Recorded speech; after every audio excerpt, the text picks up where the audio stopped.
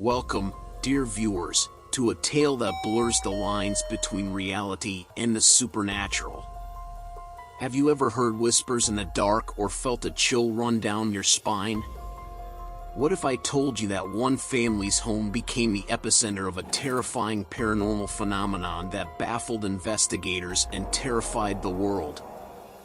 Join me as we delve deep into the chilling account of the Enfield Poltergeist, where furniture flew, voices echoed, and a young girl found herself at the heart of a haunting that would be debated for decades. But before we embark on this eerie journey, don't forget to give this video a thumbs up and subscribe to our channel. Your support helps us bring more spine-tingling stories to life. Now, dim the lights, grab a blanket, and prepare yourself, because this is a story that you won't soon forget.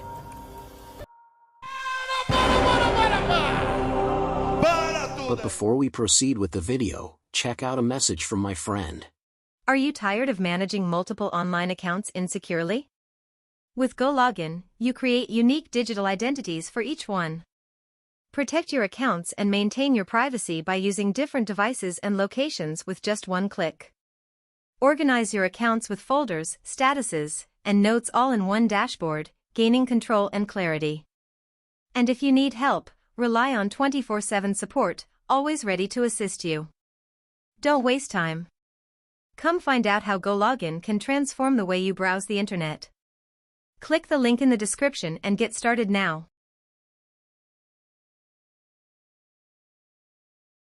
Chapter 1. The beginning of the paranormal activity. In August 1977, the Hodgson family began experiencing a nightmare in their modest home on Green Street, Enfield, a suburb of London. Peggy Hodgson, a single mother, was raising her 4 children, Margaret, Janet, Johnny, and Billy. At first, everything seemed normal, but one night changed the family's lives forever. Janet and Margaret were trying to sleep when they started hearing strange knocking sounds coming from inside the walls. Frightened, they thought it might be some trapped animal, but the knocks continued, becoming louder and more rhythmic. Terrified, the girls called for their mother, who quickly came into the room. Peggy tried to reassure them that there was nothing to fear, but that same night, the family experienced something far more terrifying. A heavy chest of drawers began moving by itself, sliding across the floor and blocking the door. Peggy attempted to push it back into place, but it was as though invisible hands were holding it firm. Horrified, she pulled her daughters out of the room. Over the following days, the strange occurrences only intensified. Small objects, like toys and cutlery, would vanish or fly across rooms without explanation. Fear gripped the family, especially Janet, who seemed to be the primary target of these bizarre events. Desperate, Peggy called the police. When officers arrived, they too witnessed something unsettling. A chair slid across the floor without anyone touching it. Though perplexed, the officers admitted there was little they could do, as this was far beyond the scope of law enforcement. This was only the beginning of a much darker and more terrifying ordeal. Chapter 2. The Paranormal Investigation. With no help from the authorities, Peggy turned to other options. Convinced that something evil was haunting her home, she sought the help of paranormal experts. The local media quickly caught wind of the strange happenings, and soon the story spread, capturing public attention. Among those drawn to the case were Maurice Grosse, a respected member of the Society for Psychical Research, and Guy Lyon Playfair, an experienced author and paranormal investigator. When Maurice and Guy arrived at the Hodgson home, they were immediately struck by the oppressive atmosphere. Equipped with cameras and recording devices, they set out to document whatever was going on. At first, the phenomena were subtle, small knocks and taps. But as the investigation progressed, the activity became increasingly violent. One night, as the investigators watched in disbelief, Janet was lifted into the air by an unseen force, her body thrown against the walls as if she were a rag doll. The investigators, now convinced that something supernatural was happening, tried to capture every moment. Objects would fly across rooms, chairs would tip over, and cupboards would bang open and shut without explanation. Janet appeared to be at the center of the chaos.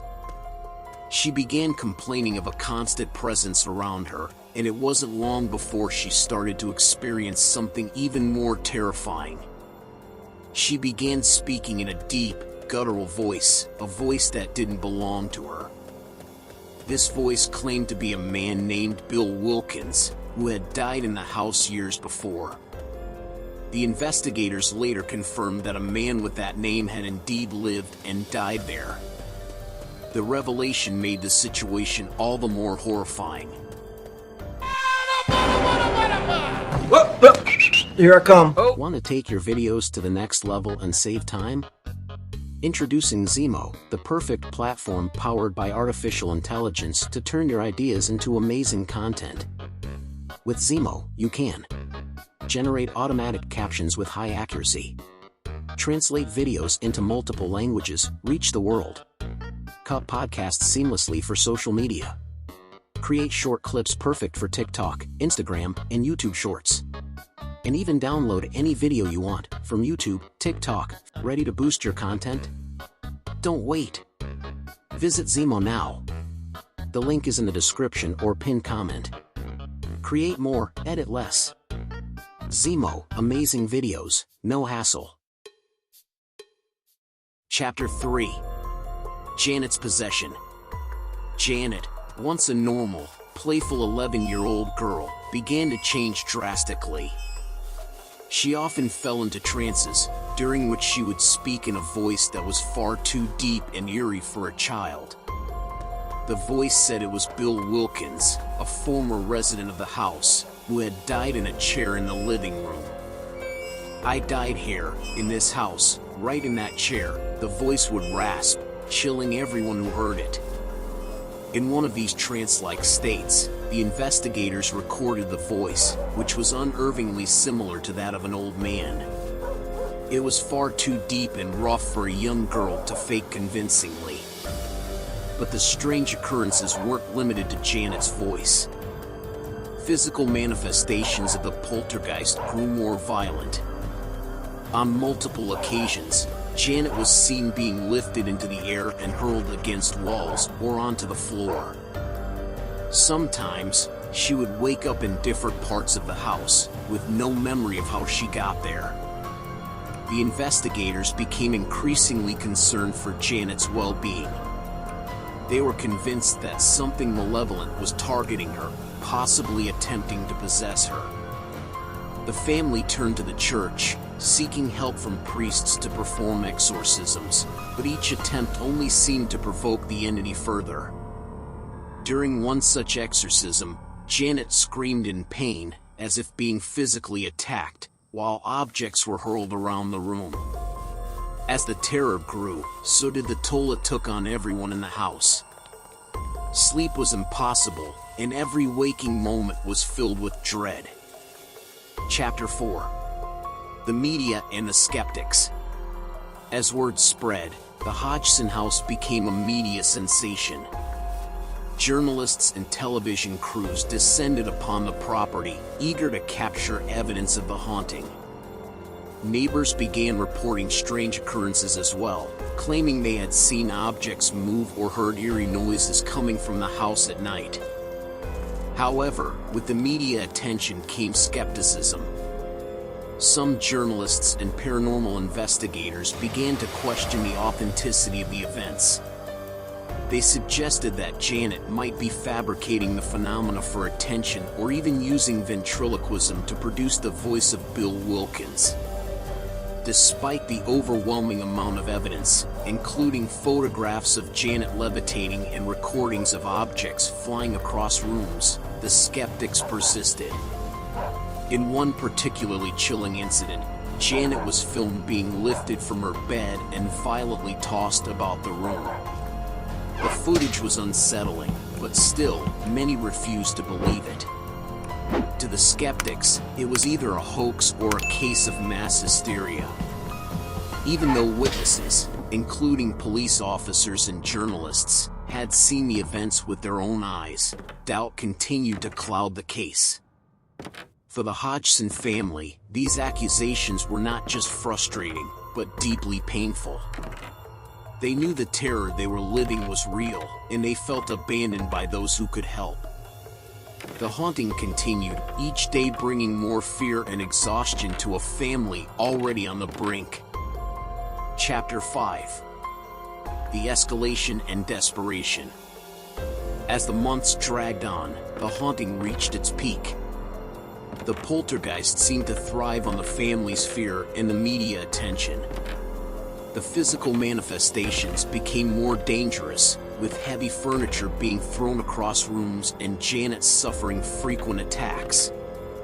In one particularly terrifying moment, she was found levitating above a wardrobe, her body suspended in midair, her eyes wide open but unseeing. The house had become a battlefield. No corner was safe from the malicious entity that seemed to lurk in every shadow. The investigators were at their wits' end, having spent months documenting the haunting without finding a way to stop it.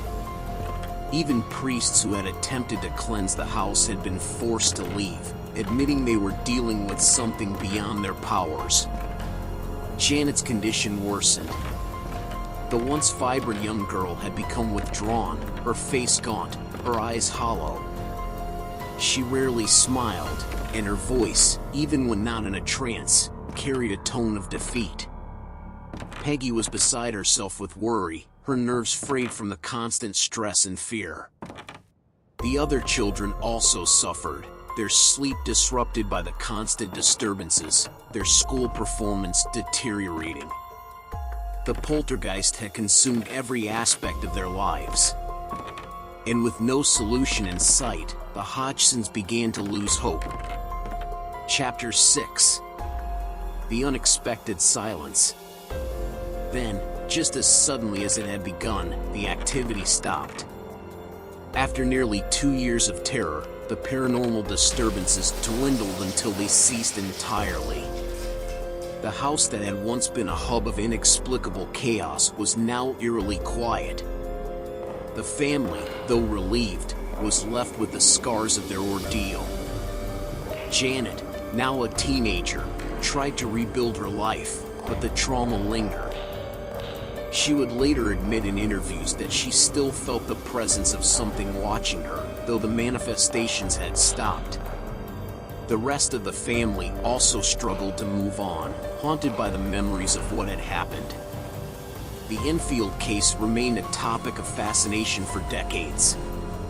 Despite the skeptics' claims of a hoax, the evidence collected by Maurice Grosse, Guy Lyon Playfair, and others was compelling. The case remains one of the most well-documented and debated paranormal incidents in history, with believers and skeptics still arguing over what really happened in that small house on Green Street.